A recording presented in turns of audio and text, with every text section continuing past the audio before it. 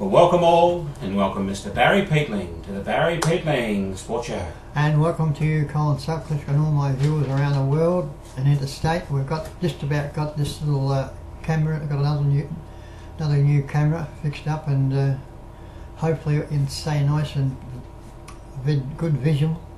Good video, yeah. Visible, yeah, and the sound. Good sound. The sound is very, very important. High quality sound. So I hope all my viewers we've put up with the last 2 or 3 weeks, not the best quality. A bit of in and out. No, last week was all right. Well, this is a lot better now. But we've got the full system. So hopefully we can get everything nice and smooth from now on.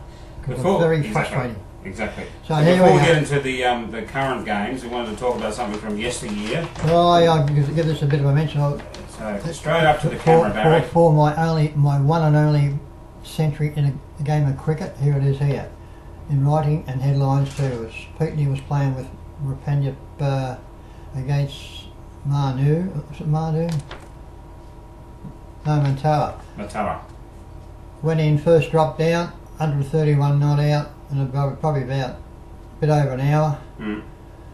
Took 4 wickets for 30, 2 run outs, just about man of the match, I'd say. What do you call it? Be the man of the match. Probably got a couple of bottles of Coca-Cola or something, but that was my one and only century maker in all my cricket games I've ever played. I made probably about 6 or 8 90s, but the only one was at the 131 not out. Yeah, Bill Laurie came down and said you were playing exactly like him. Yeah. Is that right? Yeah. Wouldn't think so. No. But they are more Chris Gale-esque. Yeah, I didn't muck around. I hit about 8 or 9 sixes, and there it is. There, that's my one and only for all my viewers around the world and the state. There it is.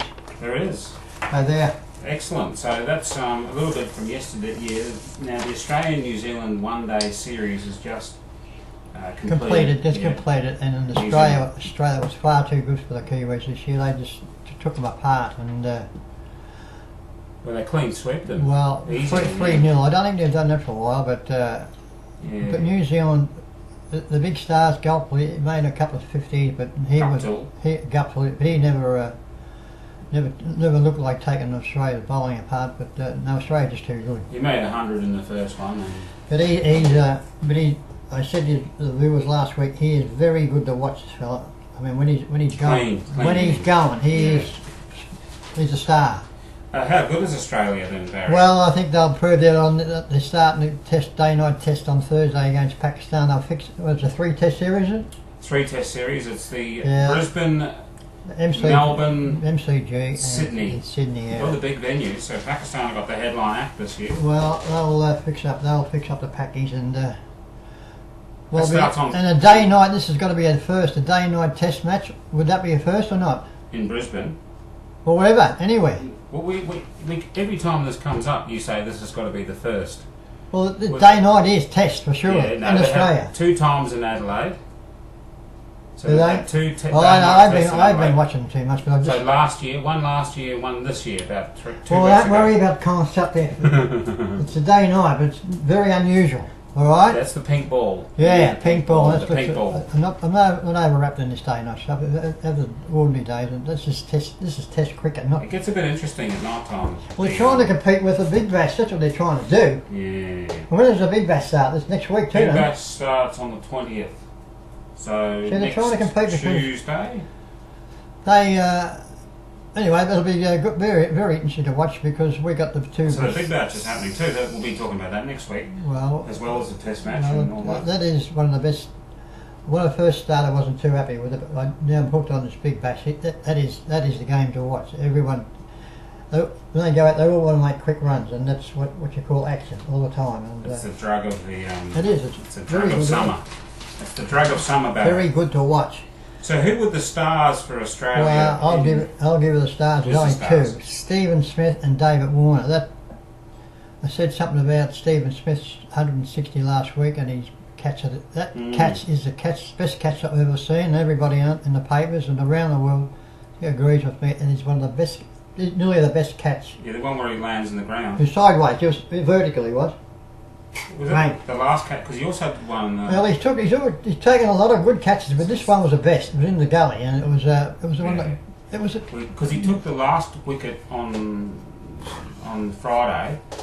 That was a magnificent catch as well. Not look, quite as good as that one. Colin, he's been taking catches all the time, but this one, it's just superb. Everyone in the world recognises it's probably the best catch ever. I heard that there's been inquiries about how sticky his hands are. Oh, well, you had that joke last week, Colin. It's gone off. And the other star was David Warner. That innings carried his bat right through the innings to go out, and the last ball was unbelievable to go out, but 156 of 123, 160. Where was it? Yeah, 156 of 130 balls. It was unbelievable. He scored most of the runs, didn't he? Him and Smith, they just go out there and just whack them around everywhere. They don't poke around. They're very good to watch. Yeah, it is very good to watch. And how good are they? Good. They are very good. And they're good in the 5-day games too, and they're good in everything. I think. And this is an early prediction, and I hear your prediction first, Barry. The viewers are just hanging on your lips for the Pakistan test at Brisbane. What your prediction is this Thursday? Australia win the toss and they'll bat and make about 400, and they'll send him in, and they won't need to go back. Won't need to bat again. Yeah, that's my prediction. Yeah, I feel the same because that Brisbane pitch is dicey. No, I don't know about the dicey pitch, but Mitchell Starc. Scary and all that. They'll be terrified. Mitchell Starc. 3 days. Australia won in 3 days. Well, I just said they'll go and make 400 in about a day and a half, then they'll send him in twice. It won't go longer than 4 days. Okay. But that's what we want. We want action all the time, because I agree with you, Barry. Mitchell Starc, he is. I agree with you. He is the #1 bowler in the world at the moment, I reckon. I think you're 100% on that one. Now, you're going to ask me about Chelsea. What's happening at the Chelsea? Well, I'm telling you, some good news. Very good news for the Chelsea Football Club. There's over the last 3 or 4 months, they've got 3 or 4 players. They got another new one, and he's a big fella. Big boy. We've got all these little twerps. He's 6'5", played for an EDS, but he did play for the. Where is he? I wrote it down here. He played for the under-18 comps in 2014. Played for Stingrays, in 2014, and he's a big unit. And of course, we've got Jack Gage back. He's Lindsay Gage's relation. He's played a couple of years ago, but he's back, and he's a big unit too, I reckon. We're going to, and the other fellow earlier, what's his name? I wrote it there. Trent Stiles. We've got 2 big fellows. Oh, it's actually 3 big fellows with Jack Stiles, and of course there's another one, Mickey, an ex-player from a couple of years ago. Tricky Mickey. Well, I wrote that down, didn't I? Mick, where is it? Mickey Salem. He's back. He's a non-ball. He's a good footballer. I don't know where he's been. It started in the under 16s, 18s, and he just must have went for a walk for a couple of years, but he's back. So we've got 4 good players and plus 2 good big men, Colin. Ooh, this is what we've been lacking. We haven't got any big fellas. So for all you Snake, I presume you know all about it, that we're looking forward to when they start training, and I think they have started training, that's right there, and I might go down the next couple of weeks and just see what's going on, and I know they'll be finished cricket. Christmas break would be in next week. Yeah. But I'll anyway. Snake will know all about it. Snake will give us all the updates. Send me a message on Facebook. Snake. Or see if you can send a message on YouTube. You can reply. Well, no, it's wake up, Snake. No, Snake's all right, and so that's very good news for the Chelsea supporters, and very good for me because I'm one of their #1 staunch supporters from way back. So there you go. And that's all about what we got for today, haven't we? No, I've got Cheerios. Here we go. Hello. Getting excited about Australia. Shut up. We've just been talking to Ning, Josie and Silas, and I was talking to her other grandson. He's only 10-year-old. He's a rugby player, cricketer, very good sportsman. He's a bit of a character, this kid, I'll tell you now. What's his name? She'll kill me if I remember. I was just talking to him before. Silas, Josie, that's his mother, and Ning. Anyway, I'll call him Tim. They'll be watching. Timmy. They'll be watching. All right, Timmy. They watch it every Monday afternoon as soon as it comes on.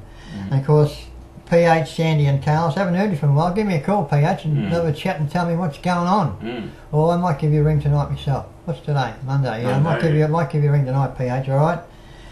And of course, Tony Cornwall. Tony, hello, Tony. Can I tell a story about Tony? No, we'll leave that go till next time. Oh, really? Oh no, for the email. Yeah, Colin's got got me on that email, Tony. Yeah, so Tony rang me up. I had a strange phone call. He started off with saying hello. He gave me this hello. Yeah, he told me he's going to ring up and get you organised. But he rang up and I answered the phone and he said hello. Well, hello, let's go on. Go and take off Colin. Enough of that.